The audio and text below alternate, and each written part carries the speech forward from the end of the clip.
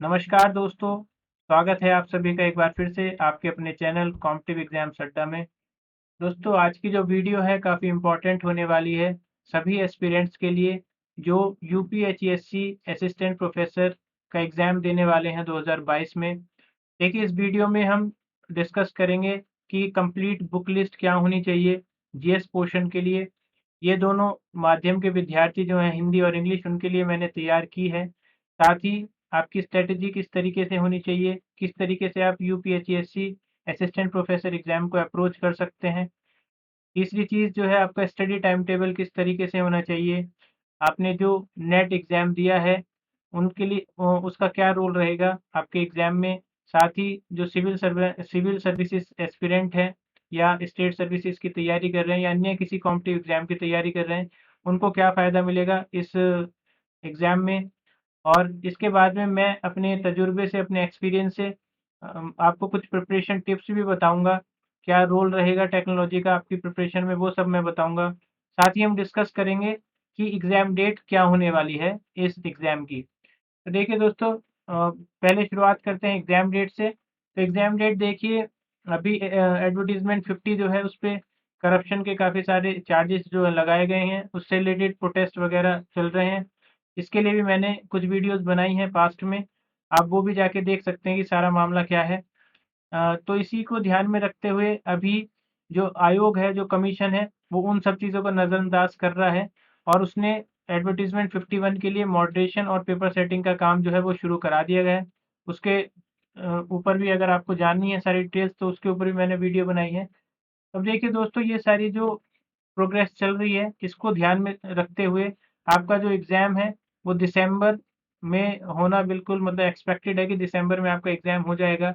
और किन्हीं कारणों की वजह से अगर दिसंबर में एग्ज़ाम नहीं हुआ है, मान लीजिए कमीशन को जो है स्लॉट्स नहीं मिल पाते हैं, तो जनवरी में तो आपका एग्ज़ाम पक्का हो जाएगा, अगर इसी गति से, इसी स्पीड से काम चलता रहा तो कमीशन का। तो आप अपना जो एग्ज़ाम है वो दिसंबर या जनवरी में आप मान सकते हैं। देखिए टू जनवरी 2023 होना चाहिए। दिसंबर 2022 या जनवरी 2023 में आपका एग्ज़ाम बिल्कुल एक्सपेक्टेड है और आपका एग्ज़ाम इन 2 महीनों में हो जाएगा। तो अभी आप मान सकते हैं कि अभी आपके पास में 2 महीने हैं, एक तो अक्टूबर और एक नवंबर का महीना। और अगर आपका दिसंबर में एग्ज़ाम नहीं होता है तो वो आपका बोनस मंथ रहेगा, आपके रिवीज़न की दृष्टि से वो आपका बोनस मंथ आप उसको मान सकते हैं। के बाद में देखिए दोस्तों हम बात करेंगे कि राइट स्ट्रैटेजी क्या होनी चाहिए जनरल स्टडीज़ के लिए। काफ़ी जो एस्पिरेंट्स हैं वो परेशान रहते हैं कि हमारी स्ट्रैटेजी जनरल स्टडीज़ के लिए कैसी होनी चाहिए, कन्फ्यूज़न रहता है। तो उससे रिलेटेड मैं आपको चीज़ें बता दूँ कि आपको देखिए शुरुआत कैसे करनी है। तो शुरुआत करनी है आपको प्रीवियस ईयर क्वेश्चन पेपर से।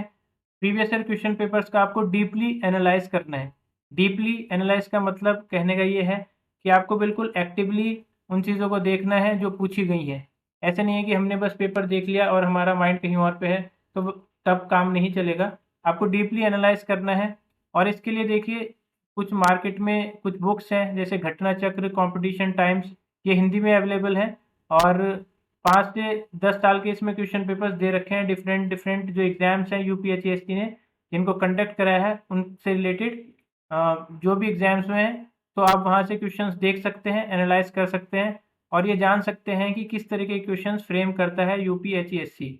इसके बाद में देखिए दोस्तों, अगर आप कहीं पे जा रहे हैं और आपको अगर रास्ता नहीं पता है, तो अब वहाँ पे जाना आपको काफ़ी मुश्किल हो जाएगा।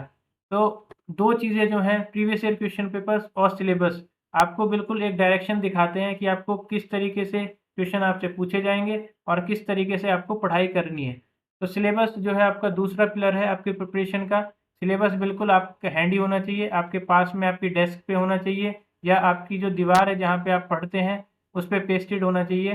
सिलेबस बिल्कुल आपको वर्ड टू वर्ड रटा होना चाहिए। रटने का मतलब ये नहीं है कि आप पहले सिलेबस रटोगे। रटने का मतलब ये है कि आपको पता होना चाहिए कि एटलीस्ट मेरे सिलेबस में क्या आ रहा है। मान लीजिए आपको पता होना चाहिए कि करंट अफ़ेयर्स में जो है नेशनल इंटरनेशनल के जो इवेंट्स हैं वो आएँगे, पर्सनैलिटी न्यूज़ आएगा, स्पोर्ट्स न्यूज़ आएगी और जो करंट रिसर्च हो रही है in the field of science वो आएगा। तो ये चीज़ आपको पता होनी चाहिए। इसके बाद में देखिए ये थर्ड पिलर जो है जो थर्ड पिलर है वो रिवीजन का है। रिविज़ आपने देखिए पढ़ बहुत लिया है लेकिन आप रिवाइज़ नहीं कर रहे हैं। तो वहाँ पे क्या होगा, आप कहीं न कहीं देखिए जो एस्पिरेंट्स हैं वो ये कहते हैं कि हम 2 ऑप्शंस में कन्फ्यूज़ हो गए। रिवीज़न ना करने की वजह से ऐसी सिचुएशंस आपके सामने आई होंगी और आ भी सकती हैं। इसलिए रिवीज़न आप बिल्कुल, मैं तो कहूँगा कि आप 4 से 5 बार बिल्कुल रिवाइज़ करें, जो चीज़ें आपने पढ़ी हैं। और मान लीजिए 2 महीने हम लेके चल रहे हैं, तो 2 महीने में आपको 1 महीना 10 दिन आप अपने जो बेसिक तैयार करने के लिए होना चाहिए, और बाद के जो 20 महीने हैं, वो मॉक टेस्ट और रिवीज़न के होने चाहिए। तो देखिए जितना रिवाइज़ आप करेंगे, उतना कॉन्फिडेंट आप रहेंगे एग्ज़ाम में। तो इसलिए रिवीज़न जो है आपका थर्ड पिलर बिल्कुल होगा आपकी स्टडीज़ का। फोर्थ चीज़ क्या है? Mock test. तो देखिए मॉक टेस्ट क्या करते हैं, आपको प्रैक्टिस कराते हैं। आपने सारी चीज़ें सीख ली हैं। फॉर एग्ज़ाम्पल मान लीजिए आप क्रिकेट खेल रहे हैं, आपने सारी चीज़ें सीख ली, कैसे जो है ये रूल्स होता है, ये होता है, इस तरीके से आप बॉलिंग कराएँगे, 6 बॉल्स होती हैं एक ओवर में, ये सारी चीज़ें आपको पता हैं। लेकिन आपने प्रैक्टिस की नहीं है, प्रैक्टिस आपने बिल्कुल नहीं की है। आपको पता नहीं है कि ग्राउंड पे जाके कैसे खेलते हैं। तो देखिए आप नहीं खेल पाएँगे वहाँ पे। तो इसलिए ये जो मॉक टेस्ट हैं, ये बिल्कुल प्रैक्टिस का काम करते हैं, और ये प्रैक्टिस मैच होता है एक तरीके से एग्ज़ाम के लिए। यहाँ से आप बिल्कुल, अगर आपने, मैं कहूँगा कि आप 20 मॉक टेस्ट ज़रूर करके जाइए जनरल स्टडीज़ के। आप ऑनलाइन जो है सर्च कर सकते हैं, डिफरेंट वेबसाइट जो हैं वो कराती हैं। आप सर्च करेंगे कि mock test for UPSC GS, तो आपको मॉक टेस्ट मिल जाएँगे। और 20 तो मैं मिनिमम कह रहा हूँ, इससे ऊपर जितने आप कर सकते हैं, वो फिक्स टाइम में आप बिल्कुल करिए। तो मॉक टेस्ट का बिल्कुल एक इम्पोर्टेंट पिलर रहेगा आपकी प्रिपरेशन में। साथ ही इसके बाद में देखिए सेल्फ मेड नोट्स जो हैं, उनका रोल क्या रहेगा वो मैं आपको बता देता हूँ। तो जब आप जीएस का पोर्शन पढ़ रहे हैं, तो अपनी जो है छोटे-छोटे सेल्फ मेड नोट्स बनाते चलिए। नोट्स आप बनाएँगे, तो नोट्स आपके ऐसे रहने चाहिए कि हैंडी हों, क्रिप्सी इन द सेंस छोटे हों। ये नहीं कि आपने पूरी की पूरी बुक जो है लिख दी है। आप इस तरीके से पढ़ाई करेंगे कि आपके सामने एक शब्द भी है, तो उससे आपको सारी चीज़ें याद आ जाएँ कि इस शब्द से, इस टर्म से जो है, इसके इर्द-गिर्द आपको सारा मैप बना लेना है अपने माइंड में। तो नोट्स जो हैं, आपको बिल्कुल इस तरीके से बनाने की, मान लीजिए आपके पास एग्ज़ाम से पहले, एग्ज़ाम डे के दिन 3 घंटे हैं और आपको सारा सिलेबस रिवाइज़ करना है।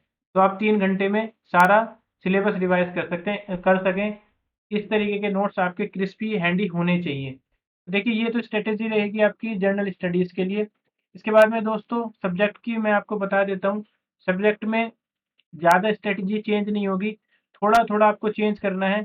इसमें भी आप प्रीवियस ईयर क्वेश्चन पेपर्स को डीपली एनालाइज़ करेंगे। एनालाइज़ का मतलब ये है कि आप देखेंगे कि क्या-क्या टर्मिनोलॉजीज़ पूछी जा रही हैं, और प्रीवियस ईयर क्वेश्चन पेपर्स ही आपको गाइड करेंगे कि देखिए आपको कौन से जो एरिया है आपके सब्जेक्ट का, उसमें किस पार्ट से ज़्यादा डीपली पढ़ना है और किस पार्ट से डीपली नहीं पढ़ना है इतना। मतलब आप ऊपर-ऊपर से भी थोड़ा देख के चले जाएँगे, तो वहाँ पे आप क्वेश्चन अटेम्प्ट कर सकते हैं। देखिए क्वेश्चन पेपर जो बनता है वो आप 3 पार्ट्स में उसको डिवाइड कर सकते हैं, ईज़ी, मॉडरेट और डिफ़िकल्ट में।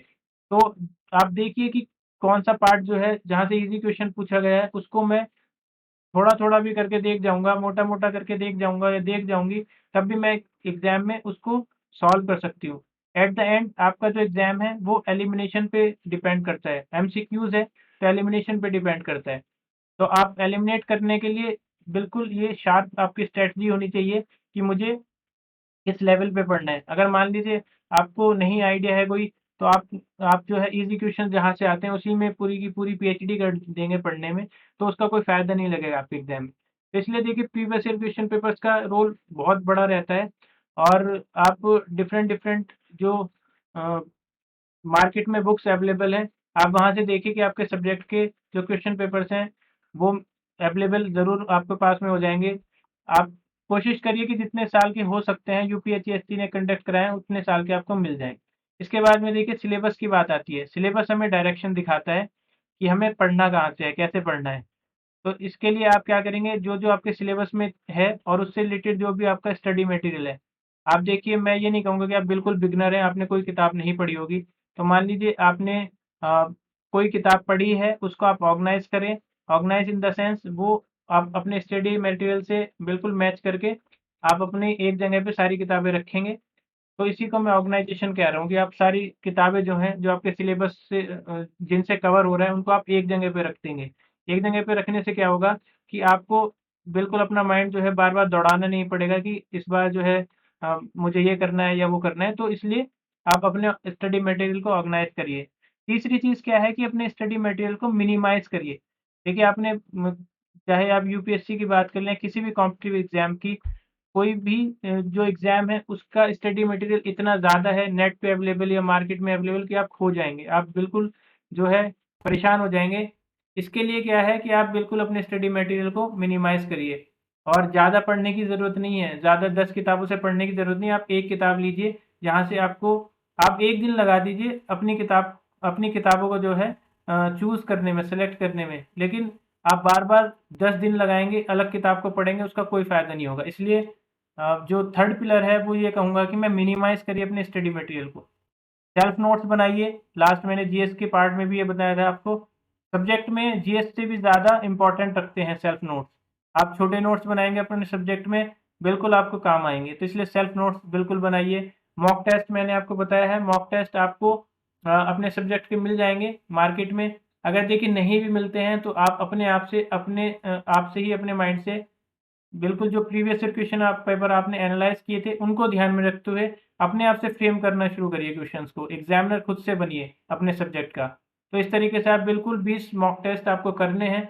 आपको 7 दूनी जो है 14 लगभग जो है आपको 1400 क्वेश्चन आप कर लेंगे। अगर आप 20 क्वेश्चन भी 20 मॉक टेस्ट भी करते हैं अपने सब्जेक्ट के, तो 1400 जो क्वेश्चन्स हैं, आप बिल्कुल सॉल्व कर लेंगे उनको। और एक मॉक टेस्ट आप बिल्कुल जो 20 दिन मैंने बताए थे बाद में रिवीजन के, उसके साथ में आप इसको कोऑर्डिनेट कर सकते हैं। इसके बाद में देखिए दोस्तों, सब्जेक्ट में आपका जो प्रीवियस ईयर क्वेश्चन पेपर्स रहेंगे नेट पेपर के, आपके सब्जेक्ट के, उनका रोल बहुत ज़्यादा रहेगा। तो आप उनको नज़रअंदाज ना करें, 5 से 10 साल के क्वेश्चन पेपर्स ज़रूर करें। और ये देखिए एक अच्छी स्ट्रैटेजी रहेगी कि आप अगर नेट पेपर्स को सॉल्व करते हैं, तो अपने सब्जेक्ट से रिलेटेड। दूसरी चीज़ रहेगी स्टेट असिस्टेंट प्रोफ़ेसर के जो पेपर्स हैं अदर स्टेट के, तो उनको आप बिल्कुल सॉल्व करिए। जैसे राजस्थान, पंजाब, ये इस तरीके के जो स्टेट्स हैं, असिस्टेंट प्रोफ़ेसर के पेपर्स कराते हैं, उनका स्टैंडर्ड काफ़ी ठीक होता है। तो अगर आपको लगता है कि आपको वो हेल्प कर रहे हैं, तो आप बिल्कुल उनसे टैली करें। और मैं कहूँगा कि राजस्थान या जो मैंने नाम लिया पंजाब का, उनके पेपर्स थोड़े से डिफ़िकल्ट रहेंगे यूपीएचईएससी से, लेकिन वहाँ से आपको अपने काम की चीज़ें मिल जाएँगी, जैसे कि आपको टर्मिनोलॉजीज़ मिल जाएँगी, आपको वहाँ से कई सारे क्वेश्चन्स ऐसे मिल जाएँगे, जो इनडायरेक्टली आपके आपके जो एग्ज़ाम में भी पूछे जाएँगे। तो इसलिए ये चीज़ें आपको करनी है। और जो लास्ट चीज़ मैं कहूँगा वो है रिवाइज़, रिवाइज़ एंड रिवाइज़। तो रिवीज़न आपको बिल्कुल नहीं छोड़ना है। और रिवाइज़ आपको 20 दिन तो आप बिल्कुल लेके चलिए कि लास्ट के 20 दिन आपको जो है रिवाइज़ करना है। अगर आपका एग्ज़ाम जैन में होता है, जनवरी में होता है, तो देखिए वो सोने पे सुहागा वाली बात है, आपको बोनस मंथ मिल जाएगा। आप उसमें और चीज़ें जो हैं अच्छे से कर सकते हैं। इसके बारे में देखिए दोस्तों, नेट एग्ज़ाम और सिविल सर्विसेज़ का क्या रोल रहेगा। सिविल सर्विसेज़ एस्पिरेंट या जो अन्य कॉम्पिटिटिव एग्ज़ाम्स की तैयारी कर रहे हैं, उनके लिए एक कन्फ्यूज़न है। जो भी एस्पिरेंट्स यूपीएचएससी दे रहे हैं कि उनको फ़ायदा होगा, जो भी सिविल सर्विसेज़ की तैयारी कर रहे हैं। तो देखिए दोस्तों, ऐसा नहीं है। मैं ये बिल्कुल नहीं कहूँगा कि उनको ज़्यादा फ़ायदा होगा। उनको फ़ायदा इतना ही होगा कि उनका जो जीएस का पोर्शन है, वो हिस्ट्री, पॉलिटी वाला जो पोर्शन है, वो थोड़ा बहुत उनको फ़ायदा वहाँ पे हो सकता है। लेकिन जो नेट एग्ज़ाम है, आप ये भी देखिए कि उन्होंने वो चीज़ें पढ़ी हैं और आपने जो है आप इधर की फ़ील्ड से जो भी लोग भर रहे होंगे फ़ॉर्म, वो कहीं न कहीं या तो सिविल सर्विसेज़ से अटैच्ड होंगे या उधर पीएचडी वगैरह से रिलेटेड रहेंगे। तो आपका फ़ायदा, आप नेट एग्ज़ाम या उनसे जो है एसोसिएटेड होंगे, आपका फ़ायदा उस तरीके से हो जाएगा। सिविल सर्विसेज़ जो कर रहे हैं, उनका फ़ायदा ये जो 2 यूनिट्स रहेंगी बात की, मैं आपको और थोड़ा-सा डिटेल में बता देता हूँ कि सिलेबस इज़ नेट ओरिएंटेड। जो सिलेबस है आपका नेट ओरिएंटेड है, ये आपने भी पढ़ा है। और जो लोग नेट करने के बाद सिविल सर्विसेज़ की तैयारी कर रहे हैं या पहले से कर रहे हैं, उन्होंने भी वही सिलेबस नेट में दिया है। तो ये नेट ओरिएंटेड है और इसमें ऐसा नहीं है कि बहुत डीपली क्वेश्चन पूछे जाएँगे। आपको भी इतनी चीज़ें पता होनी चाहिए, तो ज़्यादा फ़ायदा सिविल सर्विसेज़ एस्पिरेंट्स को नहीं लगेगा।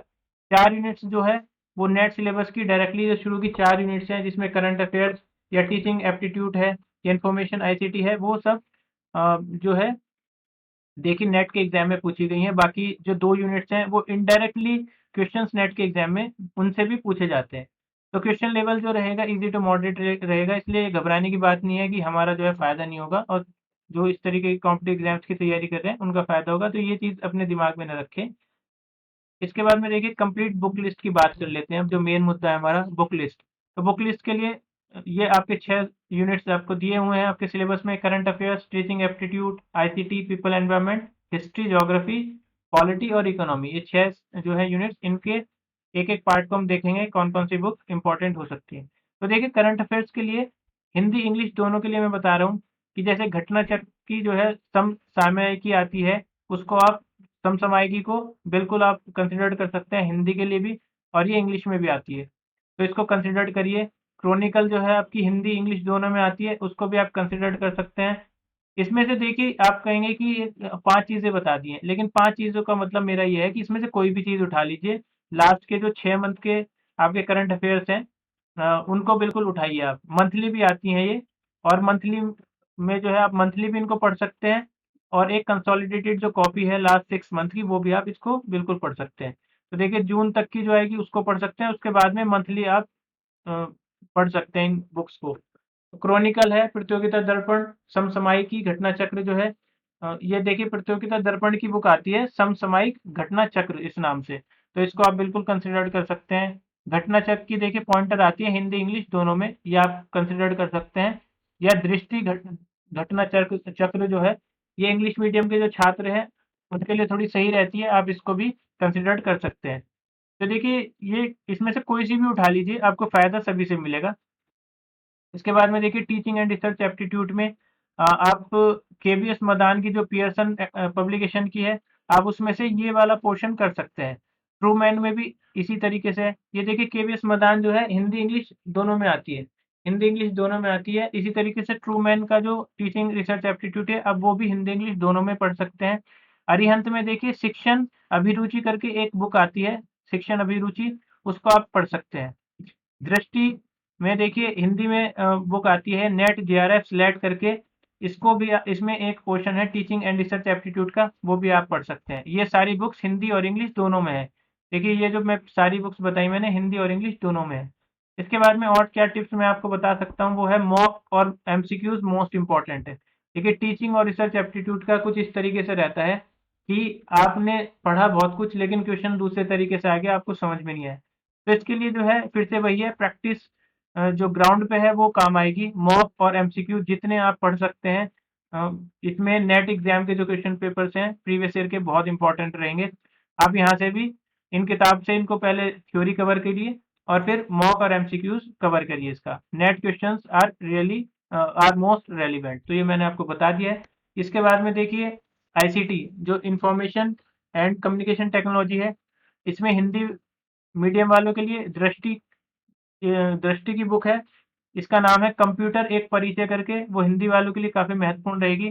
परीक्षा मंथन, ये देखिए कंप्यूटर शब्दकोश, इसमें एमसीक्यूज़ भी इंक्लूडेड हैं, बाद में एमसीक्यूज़ आते हैं, काफ़ी महत्वपूर्ण रहेंगे वो। तो परीक्षा मंथन की कंप्यूटर शब्दकोश, ये भी आप मँगा सकते हैं। लूसेंट कंप्यूटर के नाम से आती है, ये भी आप मँगा सकते हैं और इससे पढ़ सकते हैं। बाकी देखिए इंटरनेट या यूट्यूब से आप जो है थोड़ी-थोड़ी हेल्प ले सकते हैं अपने, जैसे कि आप डालेंगे कि journal abbreviation and terminology YouTube पे, तो आपको बहुत सारी वीडियोज़ मिल जाएँगी, उसमें से आप सेलेक्ट करिए।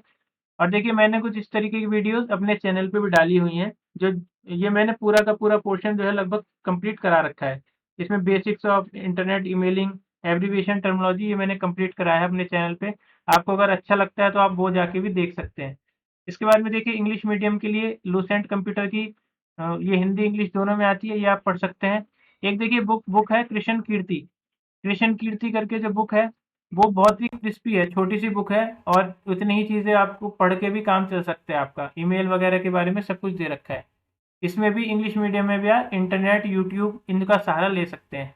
देखिए इंटरनेट का यूज़ जो करना जानता है, वो बिल्कुल इंटरनेट से काफ़ी चीज़ें निकाल सकता है। और देखिए बुक्स में काफ़ी कहीं-कहीं पे जो है आउटडेटेड होती हैं चीज़ें, लेकिन इसमें फ़ोकस करना है आपको। आईसीटी की जो वीडियोज़ बनाई हैं मैंने, उसमें भी ये बताया है कि आपको फ़ोकस करना है इंटरनेट पे और ईमेलिंग पे, क्योंकि बहुत ज़्यादा इन्होंने पिछली बार भी वही क्वेश्चंस पूछे थे, और इस बार भी देखिए पुरानी जो चीज़ें हैं कि पूछ रहे हैं कि भाई रोम की फुल फॉर्म क्या है, ये चीज़ें आना थोड़ा सा कम संभव है।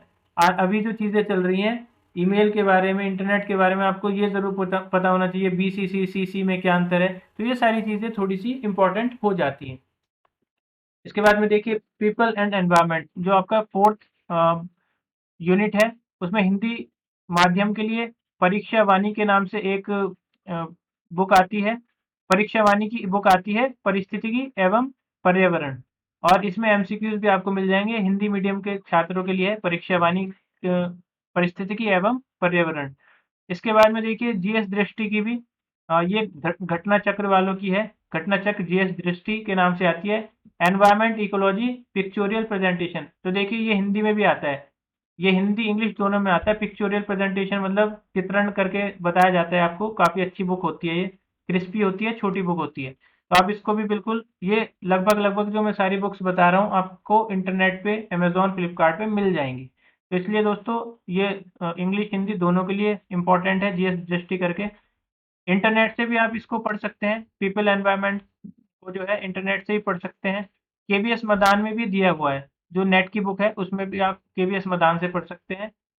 या शंकर आईएएस से अगर आप निकाल सकते हैं वो वाली चीज़ें, कि जो रिक्वायर्ड पार्ट है उसको अगर आप निकाल सकते हैं, तो आप शंकर आईएएस का भी मॉड्यूल जो है उसको रेफ़र कर सकते हैं, क्योंकि देखिए ये थोड़ा हाई स्टैंडर्ड हो जाएगा शंकर आईएएस, और उतना जो है आप अगर ज़रूरी समझते हैं, आपके पास में समय है तो आप इसको पढ़िए, नहीं तो आप यहीं से चीज़ें जो हैं आपके एग्ज़ाम के पर्पज़ से आप वो चीज़ें निकाल सकते हैं इस वाले मटेरियल से। तो दोस्तों देखिए, आगे बढ़ने से पहले मैं आपसे कहूँगा कि इस तरीके की वीडियोज़ बनाने में काफ़ी मेहनत लगती है। अगर आपको इस तरीके का मेरा जो कंटेंट है या मेरी चीज़ें पसंद आती हैं, तो आप कंसिडर करिए चैनल को सब्सक्राइब करना। अगर नहीं आती हैं तो आपकी वो मर्ज़ी है। इसके बाद में देखिए इंडियन हिस्ट्री में मैंने ये जो 5th यूनिट है इसको 2 पार्ट्स में डिवाइड कर दिया है, हिस्ट्री में और ज्योग्राफी में। तो हिस्ट्री में ये इसमें से कोई सी भी बुक आप ले लीजिए। अ, इसमें एक जो चीज़ है कल्चरल वाली, जो salient features of Indian culture है, इसमें आप पीडी जो प्रतियोगिता दर्पण की बुक है, भारतीय कला संस्कृति, ये सभी के लिए इम्पोर्टेंट रहेगी, हिंदी और इंग्लिश मीडियम के लिए। कला संस्कृति, और ये इंग्लिश हिंदी दोनों में मिल जाएगी आपको। इंडियन कल्चर के नाम से आती है इंग्लिश में। तो पीडी प्रतियोगिता दर्पण भारतीय कला और संस्कृति हिंदी वालों के लिए। इसमें देखिए ये जो ऊपर वाली थी कल्चर के लिए थी। बाकी जो 1857 से 1950 तक की है, एसके पांडे का जो पार्ट है, एसके पांडे में जो 1857 से 1950 तक दिया हुआ है, काफ़ी ठीक तरीके से दिया हुआ है। ये भी आप कंसिडर कर सकते हैं। जो लोग तैयारी कर रहे हैं किसी कॉम्पिटिटिव एग्जाम की, उन्होंने स्पेक्ट्रम को देखा ही होगा। स्पेक्ट्रम में से आप 1857 और 1950 वाला जो पार्ट है, उसको कंसिडर कर सकते हैं। इसके बाद में देखिए दोस्तों, जिनको थोड़ा कम पढ़ना है, उनके पास में ये बुक्स नहीं है, वो विज़न बुकलेट आती है इंग्लिश की। विज़न की एक बुकलेट आती है पतली-सी, और ये आप बिल्कुल पढ़ सकते हैं, बिल्कुल रिकमेंडेड मैं कहूँगा कि आप ये पढ़िए, छोटी रहेगी आपको और काफ़ी इफ़ेक्टिव रहेगी। बाकी जिनके पास लूसेंट है, लूसेंट पढ़ सकते हैं। कृष्ण कीर्ति की बुक आती है, जो मैंने अभी पीछे कंप्यूटर के लिए बताई थी, वो भी बिल्कुल पतली-सी बुक आएगी, आपको कवर करा देगी आपकी इंडियन हिस्ट्री। पैरामाउंट के नोट्स भी काफ़ी इम्पोर्टेंट है। तो देखिए तीनों चीज़ें, लूसेंट, कृष्ण कीर्ति, पैरामाउंट नोट्स, अगर जो है तैयारी नहीं हुई है टाइम से, तो आप इनको रेफ़र कर सकते हैं। बाकी विज़न बुकलेट जो है आपको मिल जाएगी ऑनलाइन, आप इसको मँगा सकते हैं इंडियन हिस्ट्री के लिए। ज्योग्राफ़ी जो है लूसेंट से आप तैयार कर सकते हैं, ये हिंदी इंग्लिश दोनों में मिल जाएगी आपको। कृष्ण कीर्ति इंग्लिश में तो मुझे पता है, और मैं इसमें कन्फर्म नहीं हूँ कि हिंदी में भी आती है कि नहीं आती है। तो कृष्ण कीर्ति से आपकी ज्योग्राफ़ी जो है कवर हो जाएगी। इसमें जो यूनिवर्स वाला पार्ट है और ये सारी रिवर्स-विवर्स दे रखी हैं चीज़ें। तो कृष्ण कीर्ति से आप इंग्लिश वाली कर सकते हैं। इसके बाद में देखिए दोस्तों, एक बुक और है इम्पोर्टेंट, ये आपको इंग्लिश हिंदी दोनों में मिल जाएगी। महेश कुमार बर्णवाल की एनसीईआरटी 6 टू 12 जिस्ट करके बुक आती है, ऑनलाइन आपको मिल जाएगी, हिंदी इंग्लिश दोनों में। तो आप बिल्कुल कंसिडर कर सकते हैं एनसीईआरटी 6 टू 12 जिस्ट करके। और जिनके पास में ज़्यादा समय है, वो 6 से 12 तक की कक्षाओं की जो है किताबें पढ़ सकते हैं, हिंदी इंग्लिश दोनों में मिल जाएँगी। बाकी मैं कहूँगा कि इसमें से एनसीईआरटी 6 से 12 जो जिस्ट है, महेश कुमार बर्णवाल की, स्टैंडर्ड भी है उसमें, और आप इसको बिल्कुल जल्दी कम समय में इसको तैयार कर सकते हैं। देखिए ज्योग्राफी में आपको किस-किस तरीके की चीज़ें याद रखनी है। जैसे यूनिवर्स हो गया, ये चीज़ें आपको पढ़नी है, और सोलर सिस्टम वगैरह, रिवर्स वगैरह, जो बेसिक टर्मिनोलॉजीज़ हैं, उन पे ध्यान देना है। देखिए पिछली बार जो है बेसिक टर्मिनोलॉजी एक पूछ ली गई थी। और ये देखिए एक चीज़ का ध्यान रखना है, वो मैं आगे भी आपको बताऊँगा कि इंडियन हिस्ट्री और ज्योग्राफी दे रखा है सिलेबस में, लेकिन क्वेश्चन जो है वो वर्ल्ड से भी पूछा गया था, विश्व भूगोल से भी पूछा गया था क्वेश्चन। तो ये चीज़, इसके बारे में थोड़ा मैं आगे बताऊँगा आपको। अभी सिर्फ़ आप ध्यान रखिए कि इस तरीके की चीज़ें बिल्कुल ध्यान रखें। इसमें माउंटेन हो गया, रिवर्स हो गई, कौन-कौन सी रिवर्स की ट्रिब्यूटरीज़ हैं वो याद रखनी है, लेक्स कौन से हैं, ग्लेशियर्स कौन से हैं इंडिया में, खासकर इंडिया का तो कुछ नहीं छोड़ना है, पोर्ट्स कौन से हैं इंडिया के। तो ये चीज़ें ध्यान रखनी है थोड़ी, मतलब इंडिया की तो बिल्कुल ध्यान रखनी है। इसके बाद में देखिए पॉलिटी के लिए बिल्कुल एम लक्ष्मीकांत, जो पढ़ सकता है, जिसको उसकी लैंग्वेज समझ में आती है, मैं तो यही कहूँगा कि हिंदी इंग्लिश दोनों के लिए एम लक्ष्मीकांत जो है बिल्कुल इम्पोर्टेंट है। बाकी यूट्यूब वगैरह से भी आप सिंपल सी भाषा में, सिंपल लैंग्वेज में भी इसको कर सकते हैं। देखिए मैंने भी अपने चैनल पे थोड़ा-सा प्रयास किया है पॉलिटी पढ़ाने का। अगर आपको वहाँ पे चीज़ें अच्छी लगेंगी तो आप वहाँ पे जाके इसको कर सकते हैं।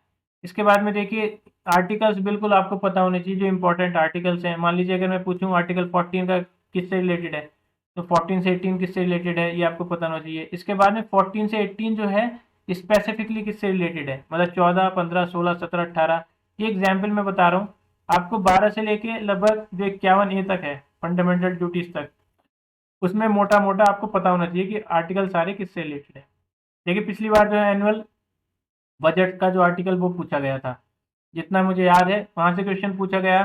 तो आप बिल्कुल इसको याद रखेंगे और सिलेबस ओरिएंटेड कंसेप्ट जो है बिल्कुल याद रखेंगे। सिलेबस कंसेप्ट से भी क्वेश्चन पूछा गया था। एक वीडियो मैंने इसके ऊपर भी डाली हुई है कि पॉलिटी किस तरीके से जो है यूपीएससी क्वेश्चन पूछता है, वो भी आप जाके देख सकते हैं। और फंडामेंटल राइट, फंडामेंटल ड्यूटीज, ये बिल्कुल आपको चीज़ें पता होनी चाहिए इसमें। प्रिएम्बल, डीपीएसपी, अमेंडमेंट्स कौन-कौन से हुए हैं, और अमेंडमेंट मान लीजिए जो है 268 जो है किससे रिलेटेड है, 368 जो है किससे रिलेटेड है, इस तरीके के जो इम्पोर्टेंट 315, 324 किससे रिलेटेड है, क्योंकि सिलेबस में दिया भी हुआ है। Election commission, public service commission, ये सब आपको पता होना चाहिए। इसके बाद में देखिए दोस्तों, जो लास्ट पार्ट है इकोनॉमी का, यूनिट 6 में, उसके लिए आप ज़्यादा आपको करने की ज़रूरत नहीं है। इकोनॉमिक्स से जो है आपके कुछ बेसिक कांसेप्ट्स आपसे पूछे जाएँगे। सबसे पहली बात तो मैं कहूँगा कि आप पीडी खरीद लीजिए, प्रतियोगिता दर्पण। एक स्पेशल इश्यू फॉर इकोनॉमी करके आता है, और ये मैं कन्फर्म नहीं हूँ कि हिंदी में आता है कि नहीं आता है, इंग्लिश में तो आता है। मोस्ट प्रोबेबली हिंदी में भी आता ही है ये। मैं जितना जानता हूँ इंग्लिश का पता है मुझे। आप एक बार सर्च करेंगे तो पीडी जो है स्पेशल इश्यू फॉर इकोनॉमी, प्रतियोगिता दर्पण के उससे आएगा, ये आपको मिल जाएगा। इसके बाद में दृष्टि के जो नोट्स हैं इकोनॉमी पे, वो भी काफ़ी छोटे हैं और आपके काम आ जाएँगे। इसमें इम्पोर्टेंट चीज़ें आपको किस तरीके की याद रखनी है, मॉनेटरी पॉलिसी, फिस्कल पॉलिसी, ये बिल्कुल पता होना चाहिए आपको कांसेप्ट्स के। Repo rate, reverse repo rate, या स्टैगफ्लेशन, स्टैगफ्लेशन जो है, वो जो कांसेप्ट्स हैं उनके पता होने चाहिए। इन्फ्लेशन क्या होता है, जीडीपी क्या है, किस तरीके से वो करते हैं, टैक्स स्ट्रक्चर, जीएसटी, ये सब चीज़ें आपको पता होनी चाहिए। तो देखिए दोस्तों, इसमें आप ये पीडी खरीद लेंगे स्पेशल इश्यू वाली, तो इसमें आपको ये चीज़ें लगभग-लगभग मिल जाएँगी। अब देखिए मैं जो बात कर रहा था एक्स्ट्रा क्या करना है आपको। कुछ चीज़ें जो है आपके सिलेबस में लिए नहीं है, लेकिन यूपीएचईएससी ने बाहर से भी क्वेश्चन्स पूछे थे पिछली बार आपके सिलेबस से। तो देखिए जनरल साइंस से आपसे क्वेश्चन पूछे गए थे, जैसे कि डिसीज़ के बारे में, माइक्रो ऑर्गेनिज़्म का कोई क्वेश्चन था। वो चीज़ें आपसे पूछी जा सकती हैं इस बार भी। तो लूसेंट से थोड़ी-सी आप जीएस जो है, सॉरी, जनरल साइंस जो है वो आप पढ़ के जा सकते हैं लूसेंट से। इसमें जो है देखिए विटामिन्स के नाम-वाम, ये सब कौन-सा जो अ, कौन-सा जो है बेसिकली विटामिन जो है वो आपको पता होने चाहिए। कौन-सा जो एसिड है वो कौन से फ्रूट में पाया जाता है, इस तरीके की चीज़ें थोड़ी-सी आपको पता होनी चाहिए। कृष्ण कीर्ति से आप बिल्कुल इसको पढ़ सकते हैं। कृष्ण कीर्ति जो पतली-सी बुकलेट्स आती हैं, मार्केट में आपको मिल जाएँगी। इस तरीके के सवाल आपको पता होने चाहिए।